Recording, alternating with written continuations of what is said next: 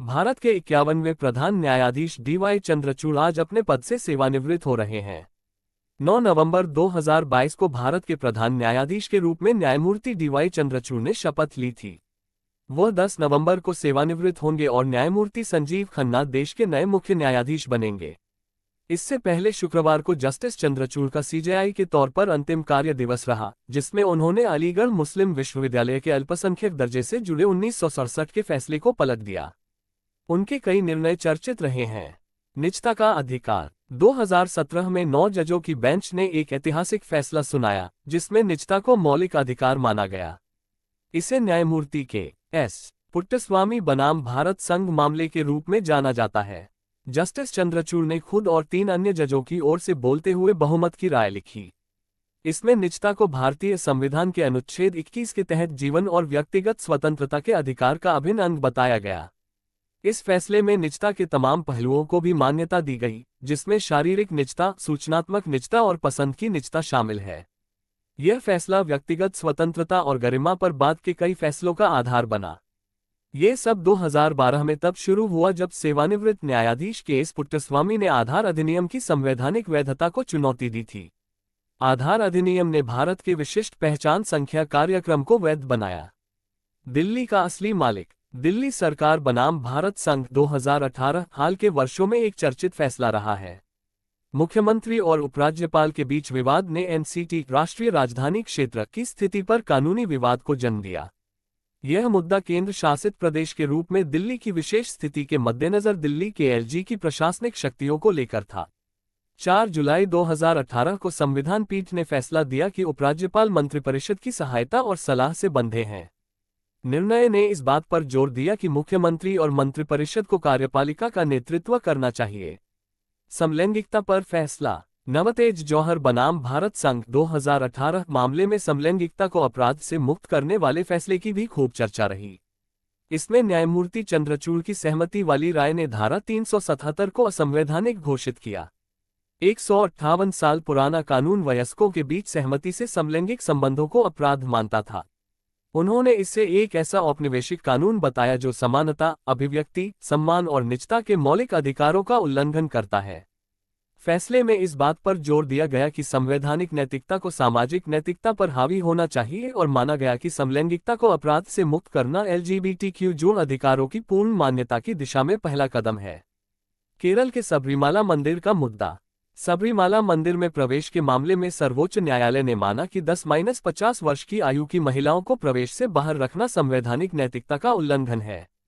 Indian young lawyers association बनाम केरल राज्य 2019 मामले में न्यायमूर्ति चंद्रचूड़ ने कहा कि यह प्रथा अनुच्छेद 17 अस्पृश्यता का निषेध का भी उल्लंघन करती है। प्रथा महिलाओं को अशुद्धता की धारणा देती है और जैविक कारणों के आधार पर महिलाओं को प्रवेश से बाहर रखना असंवैधानिक है। राम मंदिर पर फैसला। सबसे महत्वपूर्ण फैसले में 5 जजों की पीठ ने विवादित अयोध्या भूमि को राम मंदिर बनाने के लिए दिया और उत्तर प्रदेश सरकार को मस्जिद के निर्माण के लिए अयोध्या में एक वैकल्पिक स्थल उपलब्ध कराने का निर्देश दिया। डीवाई चंद्रचूड़ 2019 में ऐतिहासिक अयोध्या फैसला सुनाने वाली 5 न्यायाधीशों की पीठ का हिस्सा थे। नवंबर 2019 में आए इस फैसले ने 1 सदी से भी ज्यादा पुराने इस विवादास्पद मुद्दे का निपटारा कर दिया। सर्वोच्च न्यायालय ने इलाहाबाद उच्च न्यायालय के 2010 के फैसले को खारिज कर दिया, जिसमें विवादित भूमि को विभाजित कर उसे मंदिर और मस्जिद ट्रस्टों को निर्माण के लिए दे दिया गया था। अनुच्छेद 370 पर निर्णय। 2023 में संविधान पीठ ने अनुच्छेद 370 को निरस्त करने के केंद्र सरकार के 2019 के फैसले को बरकरार रखा। अपने ऐतिहासिक 476 पन्नों के फैसले में सर्वोच्च न्यायालय ने माना कि जम्मू कश्मीर ने विलय के दस्तावेज पर हस्ताक्षर करने के बाद अपनी संप्रभुता खो दी थी। चुनावी बॉन्ड का कानून। 5 जजों की बेंच ने अनुच्छेद 19(1)(a) के तहत सूचना के अधिकार का उल्लंघन करने के लिए चुनावी बॉन्ड योजना को असंवैधानिक घोषित किया। बेंच ने माना कि इस योजना ने संविधान के अनुच्छेद 19(1)(a) में निहित मतदाताओं के सूचना के अधिकार का उल्लंघन किया है। इसने ये भी निर्देश दिया कि चुनावी बॉन्ड की बिक्री तत्काल प्रभाव से रोक दी जाए और एसबीआई को 12 अप्रैल 2019 से खरीदे गए चुनावी बॉन्ड का विवरण चुनाव आयोग को प्रस्तुत करने का निर्देश दिया गया और उसे एसबीआई द्वारा साझा की गई जानकारी को अपनी आधिकारिक वेबसाइट पर प्रकाशित करने का निर्देश दिया गया। इस महत्वपूर्ण फैसले ने राजनीतिक फंडिंग पारदर्शिता को प्रभावित किया, जिसके तहत चुनावी बॉन्ड के जरिए किए गए सभी राजनीतिक दान का खुलासा करना आवश्यक हो गया। SC/ST वर्ग आरक्षण में वर्गीकरण। इसी साल सितंबर में 7 न्यायाधीशों की पीठ ने 6:1 बहुमत से ईवी चिन्नैया मामले को खारिज करते हुए SC/ST श्रेणियों के भीतर उपवर्गीकरण की अनुमति दी। 2024 के पंजाब राज्य बनाम दविंदर सिंह SC/ST का उपवर्गीकरण फैसले में क्रीमी लेयर के विचारों पर जोर दिया गया और विभिन्न SC/ST उपसमूहों के बीच समान लाभ वितरण सुनिश्चित करने के लिए राज्यों की शक्ति की पुष्टि की गई।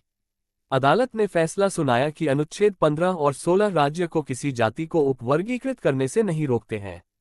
सांसदों और विधायकों के लिए छूट। मार्च 2024 में मुख्य न्यायाधीश चंद्रचूड़ की अध्यक्षता वाली संविधान पीठ ने फैसला सुनाया था कि यदि किसी सांसद या विधायक पर विधायिका में वोट या भाषण के लिए रिश्वत लेने का आरोप लगाया जाता है तो वह मुकदमे से बचने का दावा नहीं कर सकता। सीता सोरेन बनाम भारत संघ 2024 मामले में अदालत ने कहा कि रिश्वत लेना एक खुला अपराध है और इसका संसद या विधानसभा के अंदर विधायक द्वारा कही गई बातों या किए गए कार्यों से कोई संबंध नहीं है।